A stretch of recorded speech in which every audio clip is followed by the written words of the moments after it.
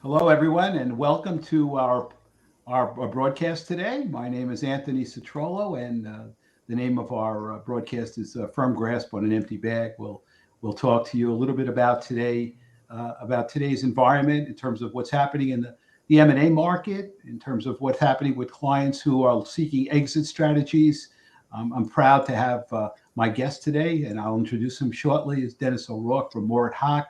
Dennis is an attorney and has a great wealth of information that he'll share with us, and hopefully we'll have a conversation that will really assist some of our business owner clients and some other folks out there who are family-owned businesses or just folks who own privately held businesses, looking perhaps toward a path toward selling that business, maximizing what perhaps is their largest asset. Typically, 80% of folks have most of their assets kind of trapped in their family-owned business, and I say trapped, meaning that until that business is out of the family and sold, the wealth tends to stay in there.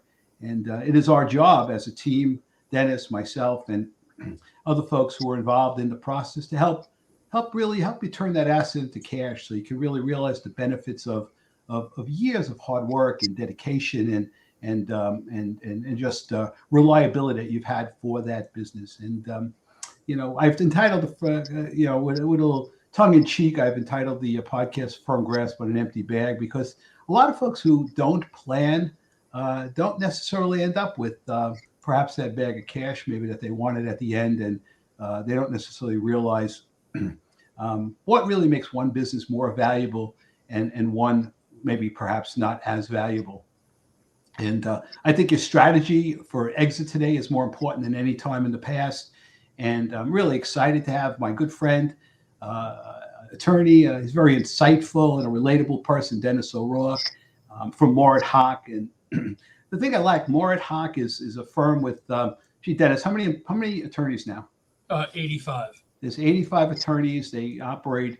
They have a Long Island office, a New York City office, right? And they could do transactions and help you anywhere. And on their website, they talk about strength in partnership, and it's really kind of their commitment to the folks who they work with, and I think it really is really you can see that in terms of the way Dennis works. He's the chair of the M&A division and the corporate securities department at Moritt Hock. He's completed hundreds of transactions. Maybe, I don't know. I use hundreds, Dennis. I don't know if you've counted, but in a few years that you've been working, right? Yeah, it's probably thousands at this point. Thousands, maybe, on both the buy and sell side. He works with PE firms, private equity firms, strategic buyers, sellers, buyers of all sizes of businesses and all types of transactions. And he is a local Hofstra success story here on Long Island, and a proud graduate of the U.S. Naval Academy. And thanks for your service, Dennis. We really appreciate it. So welcome, and maybe we could start. Let's give the audience a little background in terms of how you got to where you are a little bit, in terms of how you started as an attorney. I mean, obviously you went a little different route, maybe. I'm not sure if you went to law school, and how you were introduced probably to the M&A side of the business as well. Sure. So when I got out, I was in the Navy after the Naval Academy and was in the Gulf War in '91. Got out, kind of had a decision to make what I wanted to do with my life. So I decided I would go to law school. Started out working in the city, actually, as a litigator at a firm that did mostly litigation, but some transactional work. And I got a taste of the transactional work and decided I wanted to be a transactional lawyer and not a litigator. So I stayed in the city at another firm that was a really good transactional firm where I really cut my teeth learning transactions. But back then, so my career has always been, whether it's a securities lawyer, M&A lawyer, I think those phrases are a little misused. I'm really, at the end of the day, an exit lawyer. I help business owners turn their life's work into cash in one form or another. I mean, that's really, and that has taken over my career. That has taken different forms. So when I first started being a corporate lawyer, the most common form of exiting a business was going public. So back then it was private placement, bridge loan, public offering, exit. right? And so it was mainly a securities practice. M&A, because the multiples weren't there in an M&A transaction. The multiples were there in a securities transaction, trading a multiple on a stock exchange. So then that was from 1995 to 2007, 2008. Then, and M&A, again, we've always done M&A but it was ancillary to the public company work. And then 2008 came, the world changed forever at that point in time. The public markets really took a beating, especially for smaller public companies. And from 2008, a little transition period there for 2 or 3 or 4 years. That's when private equity started coming in and providing private business owners multiples that we've never, at least in my career, and I don't think have ever seen before. So our practice, at that point in time, my practice and our corporate practice here transitioned from being a securities practice with an ancillary M&A practice to an M&A practice with an ancillary securities practice. That must have been interesting because you were dealing with a different type of individual to a certain extent. I mean, you really were dealing on the larger side, I guess. Maybe you were dealing with some of the same people who had grown their business to the point where they had IPOs possibilities and grown the business, but you probably were dealing with some fairly sizable companies in the initial stages. Sizable companies or startups or emerging technology companies, whether it's biotech or back then, you got to remember that was just coming out of the .com days and the internet was just, taking off. There were tons of startups then, right? I mean, they were just tons, and we did a ton of private placement memos. I mean, galore, and but that was the primary goal of business owners then was to exit via a public strategy versus an M&A deal. And M&A was really reserved for, families buying out the founders kind of thing, second generation buying out the first generation. And certainly there was strategic M&A going on. And again, we did a fair amount of it, but it wasn't nearly as prevalent as the securities work. And that's kind of really flip-flopped for the last 14 years. It's been much more M&A and much less securities. Although in the last year or so, and we could talk about interest rates and all of that kind of thing, you're starting to see a lot more securities work come back into the fold than we've seen in recent years. So now it's not 50-50 yet, but it's securities work is certainly a lot more active than what it had been up until a few years ago. I don't realize that. So what types of companies are good fits for you in terms of what do you look as some of the defining factors in a company when you're saying, hey, listen, this is a great company for me to represent, because there probably is a benefit to perhaps taking on the right clients and maybe looking at clients and say maybe they're not the best fit for our firm. Right. So that's actually a really great question. It's something I talk with clients a great deal about on the intake. Our whole value proposition as a law firm is we're going to give you the same level of sophistication and service as a firm much larger than us at a price point that's probably much more attractive. But we're not the cheapest. We don't price sell, and we're not the cheapest law firm in the world, and we don't try to be. So the transaction has to fit for everybody, right? It has to be a business owner that one, either on the buy or sell side. One, and this is most important. One, you need the sophistication, right? Two, you need the service, and three, you're willing to, understand that, you're in a transaction that requires sophistication and service, and with that comes, again, hopefully not an exorbitant price tag, but it's not. So probably people selling really small businesses like a deli or something like that. Again, if they need the sophistication and the service, we're happy to provide services for people like that.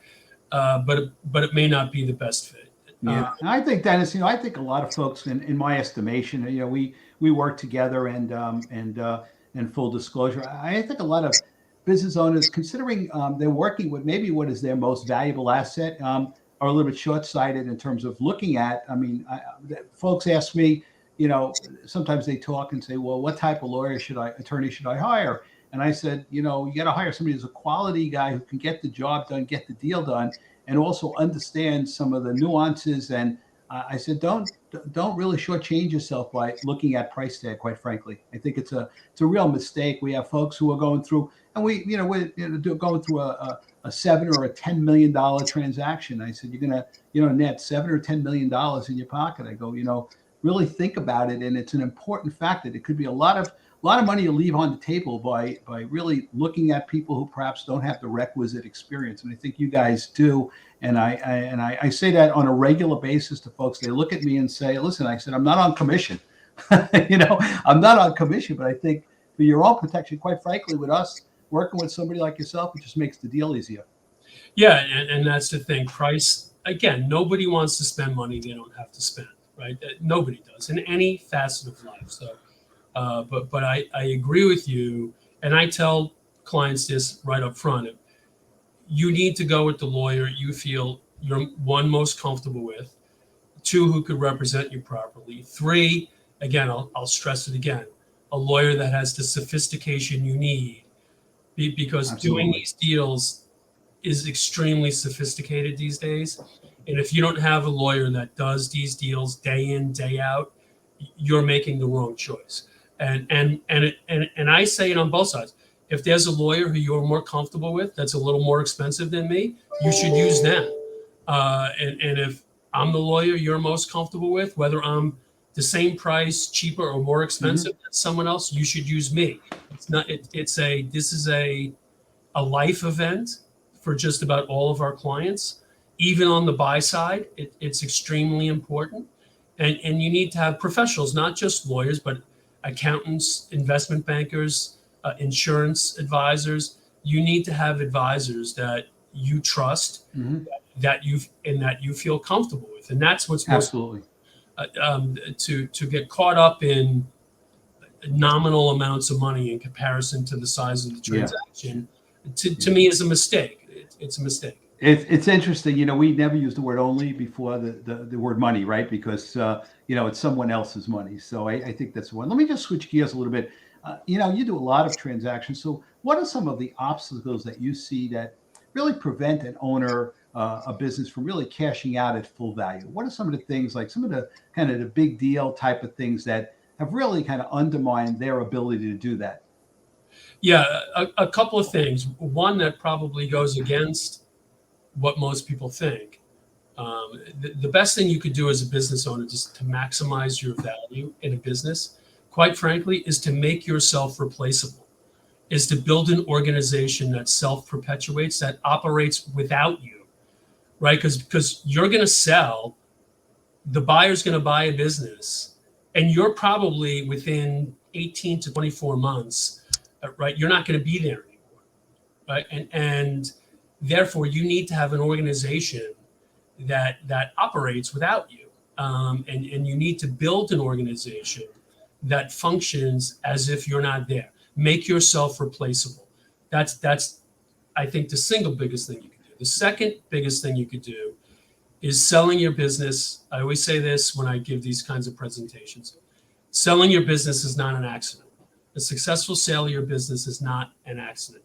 So if you could position yourself as a technology company versus a logistics company, or a financial technology, a fintech company, or right, you need to understand multiples and how these businesses sell. Yeah, sure.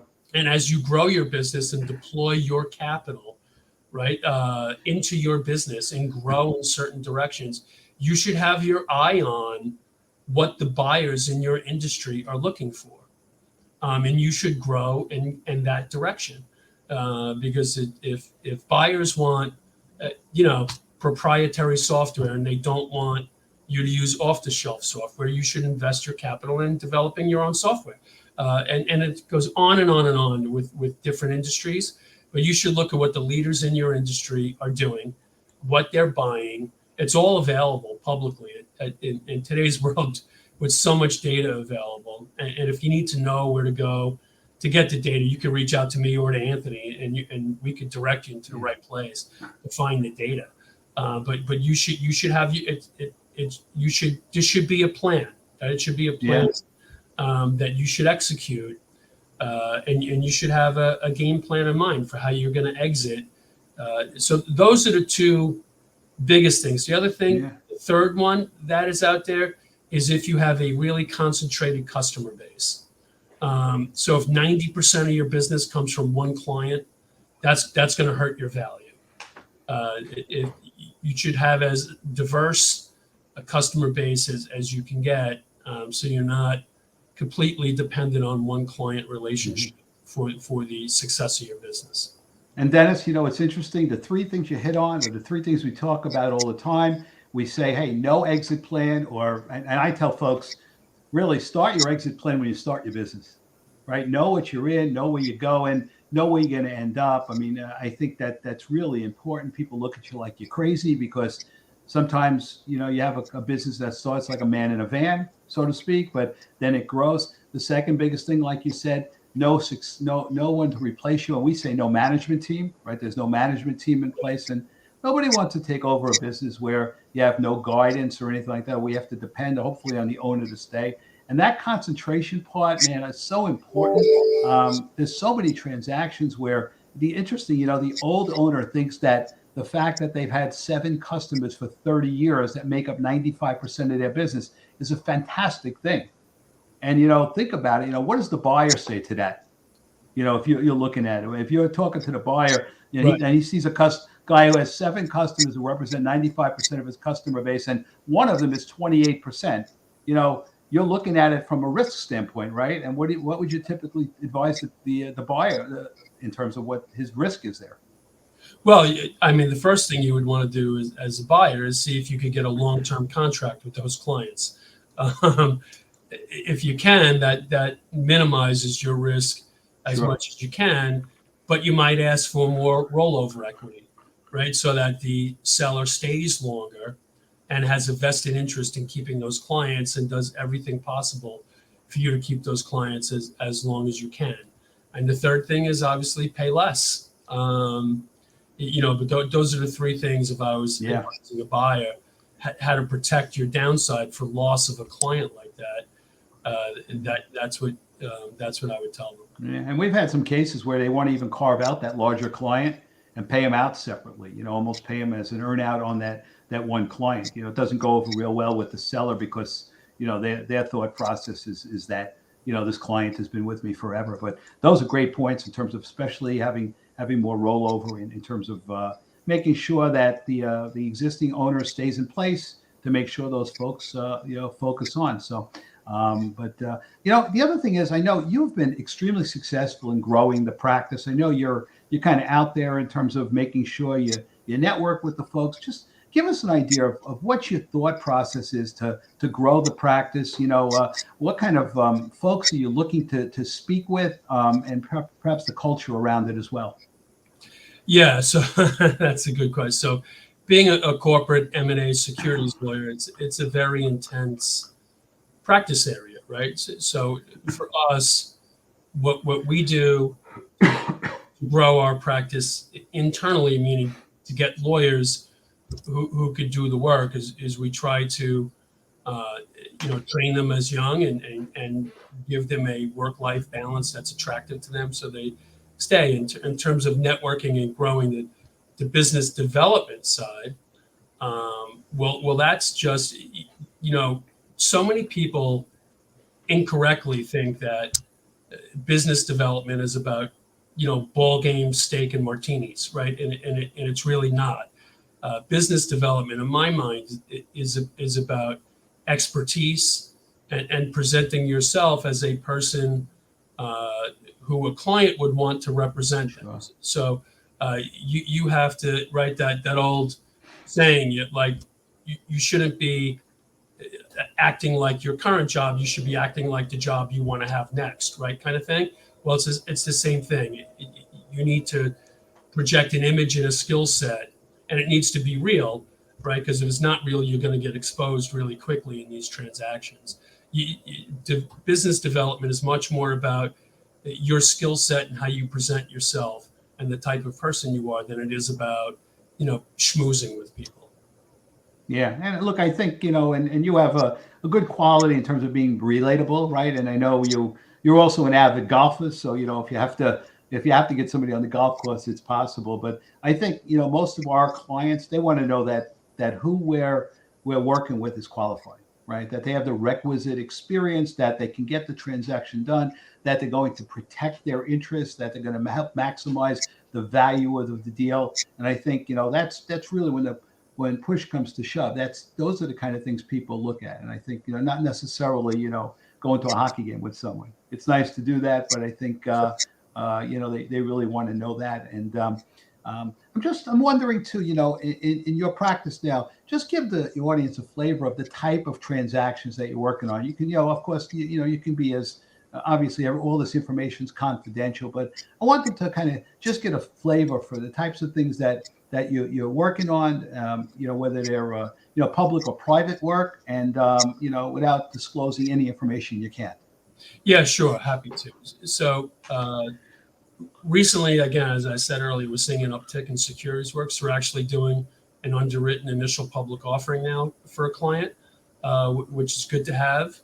And we're doing a lot of hedge fund formation. Has the IPO work increased? Do you see more IPOs coming out there now? I mean, there was a kind of a lull in terms of IPOs for a while. I do. You saw the SPACs come back, but SPACs have kind of decreased a little bit. But now you're seeing straight securities work come back, which is nice because it's a skill set we have and something we like to do.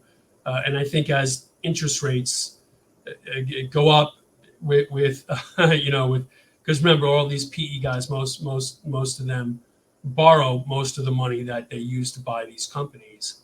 So with interest rates going up, they're going to probably have less they could leverage. It's a whole right. We could spend an hour just on that.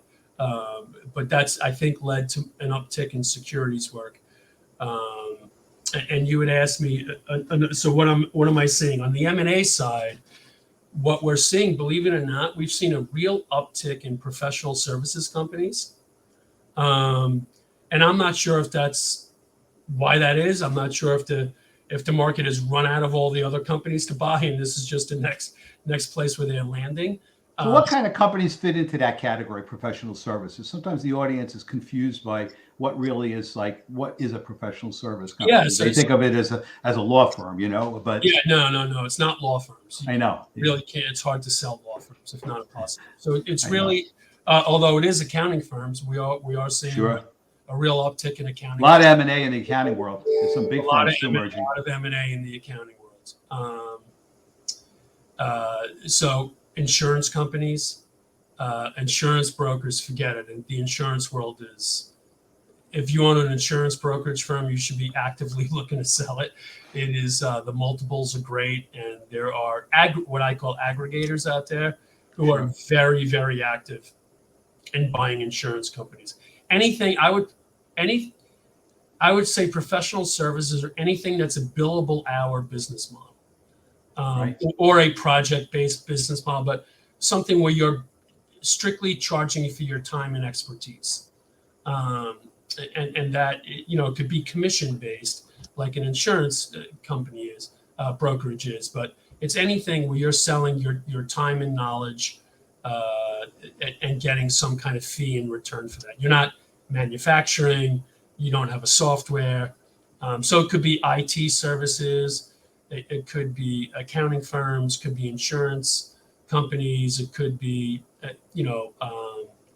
even companies in the, monthly subscription type fee businesses. But we've seen a real uptick in those deals in the last year or so. We've seen tremendous demand for anybody who has any kind of recurring revenue. I mean, just recurring revenue, like you say, subscription-based models. I mean, that seems to be number one, and in our world, we've seen when we think about server, we've even seen a lot of service companies, not professional service necessarily, like in the HVAC in the industrial world. It Correct. seems like there's just a lot of that. It wasn't really attractive years ago for whatever reason, but I think Yes. some of the PE guys now even realize that this is a recurring service model, right? They have customers that they service on a regular basis. I'm sure you see some of that as well. Yeah, we see the monthly maintenance companies in the construction type industry, HVAC, construction. Anything where you're getting recurring revenue or billing for your time, we've seen a real uptick in those businesses. Yeah, and look, we've seen accounting practices like crazy. I mean, there are a couple of large accounting firms that were bought by private equity. So it's it's almost it was an industry where I don't think, and maybe you remember, I don't really think up until recently where they ventured into that industry so much. No, but because you have to remember, as the accounting firms have gotten smarter, and they do much more than audit and tax work now, right? So their advisory businesses can be owned by non-accountants, right? Non-licensed people. Yeah. Their audit business has to stay owned by people who are licensed. So those other businesses, though, are very attractive to buyers, to private equity type buyers. Yeah, and that fits their model for the most part. I mean, it really does, and we see that happening more and more. And it's interesting because as a CPA, I see my fellow CPAs, in a lot of them need an exit strategy as well. And I think sometimes the exit strategy is to obviously sell the firm because perhaps they didn't think of it before. So you see that happening in almost every industry. We've got to figure out how to do it with law firms. It's not so easy. It's not so easy with law firms. No non-competes and no long-term contracts. So it makes it really difficult to sell a law firm. It does. So also, I know you do a lot of work with the veterans organization called New Ground, right? And we're very passionate about that as well, especially as we're a minority-owned firm and we do a lot of work with veteran-owned businesses. But I wanted you to talk a little about New Ground and what really is the message. What should the audience look at? And I know there are a lot of issues, that veterans were they didn't cause them themselves. Perhaps many of them came back from serving the country and perhaps didn't have really a path to kind of get themselves on their feet. So I want to give you an opportunity to talk about that. I really am interested in it.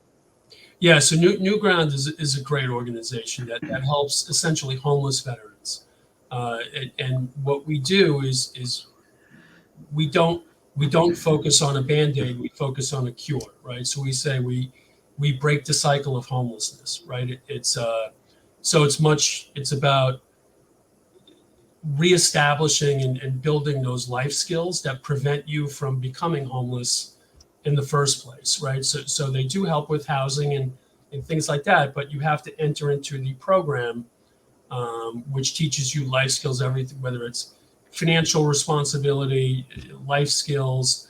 You'd be surprised at how many veterans come home and have, and fall on hard times. And I'm very passionate, and the other, board members and supporters of New Ground are very passionate about, helping homeless veterans, reestablish themselves because if you made it through a boot camp and you've had a successful military career, right? Maybe you've gone astray a little bit, but you certainly have the skill set to get back on track. So we have an incredible success rate with the program, and I think corporate America realizes that many of these folks, I mean, if you look at corporate America and the ones who hire veterans, they've had tremendous success rates with them from a leadership standpoint and from really an accountability standpoint. I think it's a great group of folks that people need to focus on, and I think there's some corporate folks out there who really look for veterans as perhaps some of their employee base and also perhaps future leadership. Yeah, there's a lot of companies that have a whole veteran hiring program, and a lot of my classmates from the Naval Academy have taken leadership roles in significant corporations, but any military background is attractive to corporate America for sure. Yeah, that's great. That's great. I love that too, and I love that you were in the Naval Academy. My father was a Navy guy back in the war, and I still remember the tattoo he got on his arm that basically signified that he was in the Navy. I think that was something they did back then, and I don't think it's required, but it's just what he did. But we're coming toward the end, and I just wanted to give you a chance to kind of summarize what the message would be to somebody who is an independent business, a family-owned business, somebody who has built their business to a really reasonably substantial level. I mean, what should they kind of think about, and should they have a conversation with someone like yourself, and not necessarily wait till the point where it's I got to hire you to kind of sell the company? Yeah. So I'll take a minute. I think I boil this down to you should think about $1. And what everyone says, what do you mean $1? So you look at $1 of profit in a private company is worth about 60 cents to you, right? Because you give 40 cents to the government in taxes. $1 in an M&A deal could be worth $7.50 to you, right? Because that $1 of profit, if you have a 10x multiplier, it gets multiplied by 10, right? So that gives you $10, and you pay capital gains tax, which round numbers is 25%. So now you have $7.50, right? So when you're thinking about what should I do with my business, think about that $1 and say to yourself, would I rather have 60 cents or would I rather have $7.50? And that really is what drives my what I do for a living. And quite honestly, Anthony, it's what drives what you do for a living. And it's always going to drive what we do for a living. Anytime there's going to be exit with business owners, that is the in the entire theory of what we do for a living, focuses around that one small concept. So in deciding whether or not you need to speak to me or to Anthony or to someone else, think about that $1. That's a great point. I mean, and it really boils it down in terms of having folks look at it and saying, and just think about it. The owners have to think about if they're growing the business, for every dollar they grow the business, think about how much money they can keep down the road, right?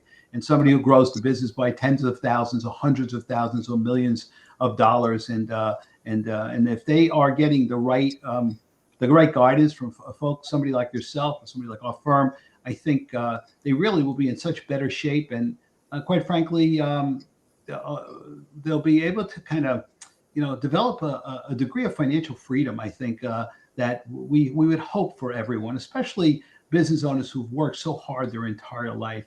So, but I wanted to thank Dennis for being here. Dennis, how could someone get in touch with you? What's the best route to kind of connect with you in case they have some questions, whether they be legal or exit planning type questions? What would be a good way? Yeah, I mean, you could always call me. You want me to give my number? Yeah, give your number out. That'd be great. 516-880-7279 is my direct dial. Feel free to call, or you could, Google me and Google the firm, Dennis O Rourke at Moritt Hock Hamroff.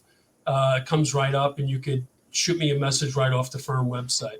Right. Anybody who needs to get in touch with Dennis can go through us as well. We're pretty closely aligned with Dennis. I know a lot of his team. His team are great folks out there. They've assembled some of the most talented folks out there. And Dennis, I appreciate you being my guest. I think we've provided valuable information for those folks who have a business so that they they can capitalize and really kind of realize their dream. I think when they started, perhaps of being able to perhaps sell that business at some point, realize the benefits of all the years of hard work that they have, and somebody like yourself as a professional on the attorney side, on the legal side, also your compassion for those folks is really appreciated. So I want to thank you for being here, and I want to thank the audience as well, and I wanted to wish everyone a great day. Thank you, Anthony, and thank everyone for listening. Take care. Be well.